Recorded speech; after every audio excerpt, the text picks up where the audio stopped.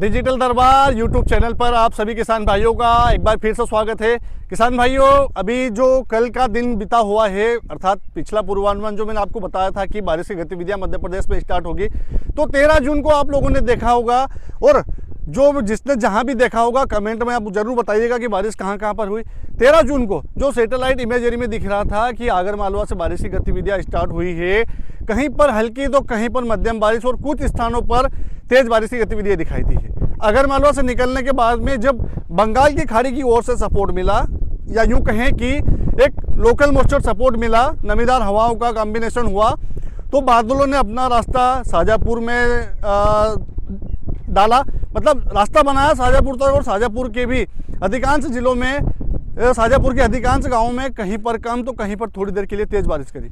ज़्यादा बारिश भारी भरकम नहीं हुई है, परंतु कुछ गाँवों में इतनी बारिश तो हो गई कि लोगों के किसान मित्रों के प्रश्न आने चालू हो गए कि हमारे यहाँ पर्याप्त बारिश हो गई है, क्या हम सोयाबीन की बुआई कर सकते हैं। उसके बाद और जैसे जैसे दिन बढ़ता गया, अर्थात 8 बजे के 9 बजे के आसपास का टाइम पीरियड आया, तो जो अनुमान था कि पश्चिम की तरफ जाएगा, जो बादल आएंगे वो पश्चिम की तरफ जाएंगे।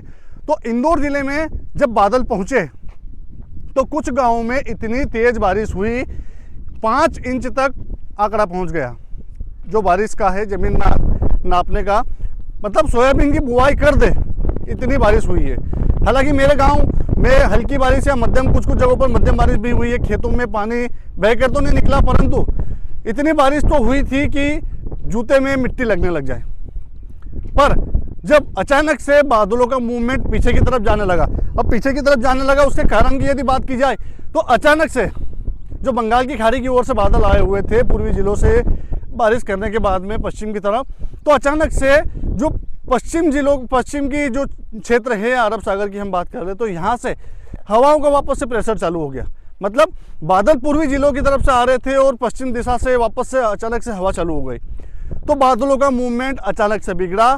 बादल जहाँ से आए थे वहाँ पर वापस उसने लौटना ही उचित समझा, क्योंकि हवाओं का मुकाबला बादल नहीं कर सकते, क्योंकि बादल आसमान में तैरते हैं एक तरह से, और जब हवाएं विपरीत दिशा की चलती है तो बादल भी उसी ढाल में या उसी अनुरूप चलने लग जाते हैं। उसके बाद में उसके कारण से रतलाम, मंदसौर, नीमच या झाबुआ, अलीराजपुर तक बादल नहीं पहुंचे, जिससे बारिश की गतिविधियां इन क्षेत्रों में दिखाई नहीं दी। हरदा, शाजापुर की बात कर ले, शाजापुर में तो बारिश हुई है। हरदा, सीहोर की बात कर ले तो ये जिले बीच में छूटे हुए थे। खंडवा, खरगोन या बड़वानी की बात कर ले तो ये जिले जैसे जैसे दिन बढ़ता जाता बादल नीचे आने वाले थे, पर हवाओं ने सारा खेल बिगाड़ दिया। उसके कारण से इन क्षेत्रों में जो मैंने जिले बताए पश्चिम के या दक्षिण के, इनमें सिर्फ बादल आते जाते गए, पर कुछ खरगोन का क्षेत्र ऐसा भी था जिसमें बारिश की गतिविधियां दिखाई दी। खरगोन के बाद में खंडवा कवर होने ही वाला था कि अचानक से हवाओं ने अपना डायरेक्शन बदला। डायरेक्शन बदलने के बाद में वापस बादलों को जहां से वो आए थे वहां पर भेजना उचित समझा। किसी भी सिस्टम को एक्टिव होने के लिए हवाओं का जो सपोर्ट है पीछे से होना चाहिए। अरब सागर या बंगाल की खाड़ी की ओर से नमीदार हवाओं का सपोर्ट होना चाहिए। ट्रफ रेखा मजबूत बनी होनी चाहिए। अर्थात ऐसे कई सारे फैक्टर है जो मानसून को या बादल को प्रभावित करते हैं बारिश करने के लिए। कल ऐसा कोई मजबूत सर्कुलेशन नहीं बना, ट्रफ रेखा नहीं बनी, और ना ही सुबह सुबह अरब सागर और बंगाल की खाड़ी की ज़्यादा नमीदार हवाओं को सपोर्ट मिला। यदि ये गतिविधियाँ दोपहर बाद होती तो दोपहर बाद में नमी का और उमस का, या हम बात करें कि किसी एक सर्कुलेशन का निर्माण हो जाता है, क्योंकि जब हवाएं विपरीत दिशा में चलती है, घड़ी की उल्टी दिशा में, तो सर्कुलेशन का निर्माण हो जाता है। जब दो विपरीत दिशा की हवाएं आपस में टकराती है, तो जब वो आसपास चक्कर लगाती है एक दूसरे के, तो सर्कुलेशन का निर्माण होता है। मतलब एक खिंचाव बनता है उस क्षेत्र में, जो कि बादलों को या नमी को आकर्षित करता है और बारिश करने के लिए पर्याप्त ताकत बादलों को दे देता है। वो गतिविधियाँ दिखाई नहीं दी। अब आगे की बात करें किसान भाइयों, तो 14 जून 2026 सोमवार का दिन है, और अभी आप लोग देखेंगे कि फिर वही गतिविधियां एक बार मध्य प्रदेश में दिखाई देने वाली है। शहडोल, अनूपपुर, मंडला, डिंडोरी, बालाघाट, टीकमगढ़, निवाड़ी, छतरपुर, या बात कर रहे हम अशोकनगर की, रायसेन की बात कर ले, सागर की बात कर ले, या हम बात कर ले भिंड, मुरैना, सीधी, शिवपुरी, गुना की, शाजापुर की बात कर ले, गुना की बात कर ले, राजगढ़ की, भोपाल की, विदिशा की, सीहोर की बात कर ले, या देवास की बात कर ले। जो मध्य और पूर्व के क्षेत्र के जिले हैं, इनमें टुकड़ों में बादल बनेंगे, पर बारिश वहीं पर होगी जहां पर नमी का थोड़ा सा प्रभाव बनेगा। हालांकि जो पूर्वी जिले हैं उनमें 2-3 दिनों से काफ़ी बारिश हुई है। मध्य में आते आते बादल कमज़ोर हो रहे थे, परंतु कुछ ज़िले ऐसे भी रहेंगे बीच में, मध्य में भोपाल, शाजापुर, आगरमालवा या फिर हम सीहोर की बात करें, जहां पर लोकल मॉइस्चर सपोर्ट बनेगा, अर्थात थोड़ी सी उमस बनेगी, तो कुछ भागों में ज़्यादा बारिश की गतिविधियां दिखाई दे सकती है। ऐसा नहीं है कि सभी दूर एक समान बारिश होगी।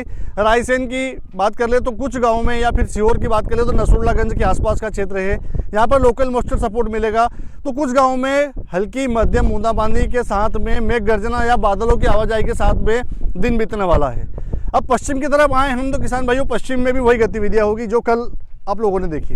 अर्थात यह बात करें हम इंदौर, उज्जैन, धार की बात कर ले, रतलाम, मंदसौर, नीमच की बात कर ले, बड़वानी की बात कर ले, या राजगढ़ की ऊपर की बात कर ले हम, या झाबुआ अलीराजपुर की बात कर ले, लोकल मॉइस्चर सपोर्ट सिस्टम यदि कनेक्ट हुआ बादलों को तो ही बारिश आपके क्षेत्र में दिखाई देगी। ऐसी कोई विशेष परिस्थितियां नहीं है, परंतु बारिश आज भी दिखेगी आपको, कल भी दिखेगी और परसों भी दिखेगी। अर्थात जब तक मानसून नहीं आ जाता, कहीं ना कहीं मानसून के स्वागत के लिए रोज थोड़ी बहुत बारिश बूंदाबांदी के रूप में, हल्की बारिश, मध्यम बारिश और कुछ स्थानों पर तेज हवाओं के साथ में, मेघ गर्जना के साथ में ये बारिश की गतिविधि दिखाई देगी। एक समान बारिश अभी कहीं से कहीं तक नहीं है, क्योंकि मानसून काफ़ी कोसों दूर है। अभी महाराष्ट्र में जहां पर 4 दिनों से अटका हुआ था वहीं पर अटका हुआ है, क्योंकि बंगाल की खाड़ी में ना कोई अरब सागर में सिस्टम बना हुआ है जो बादलों को आगे भेज सके हवाओं के माध्यम से,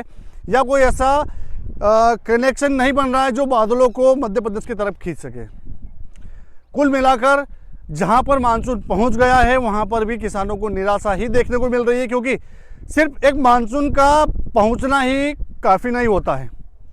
पर्याप्त बारिश के लिए, जैसे मैंने आपको बताया है और कई बार बताया है, कि लोकल मॉइस्चर सपोर्ट, सर्कुलेशन या किसी बंगाल की खाड़ी, अरब सागर की ओर से मजबूत सिस्टम का होना जरूरी होता है, तभी बादल चार्ज होते हैं और बारिश करते हैं, कहीं कम तो कहीं ज़्यादा तो कहीं भारी। ये गतिविधियाँ तभी दिखाई देती है जब किसी सिस्टम का निर्माण होता है, और अभी वर्तमान में किसी सिस्टम का निर्माण दूर दूर तक दिखाई नहीं दे रहा है। अनुमान जो पिछले 1 महीने से लगाते आ रहे थे हम लोग, और मैं आपको जानकारी देता आ रहा था कि मानसून 25 जून के आसपास ही मध्य प्रदेश में आएगा। हालांकि इंडियन मेट्रोलॉजिकल डिपार्टमेंट और कुछ न्यूज़पेपर की कटिंग में ये भी दिखाई दिया था कि 17-18 को मानसून मध्य प्रदेश में प्रवेश करेगा।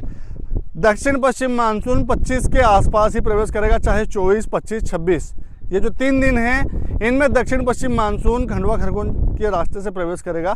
परंतु जो पूर्वी क्षेत्र है, जिसमें शहडोल, अनूपपुर, मंडला, डिंडोरी, बालाघाट या टीकमगढ़, निवाड़ी, छतरपुर की बात कर लें, या बालाघाट तरफ से बात कर लें हम, तो छत्तीसगढ़ के बाद में जब मानसून आएगा मध्य प्रदेश में, तो उसकी जो तारीख रहेगी वो 18, 20 या 22 जून के बीच में होने वाली है।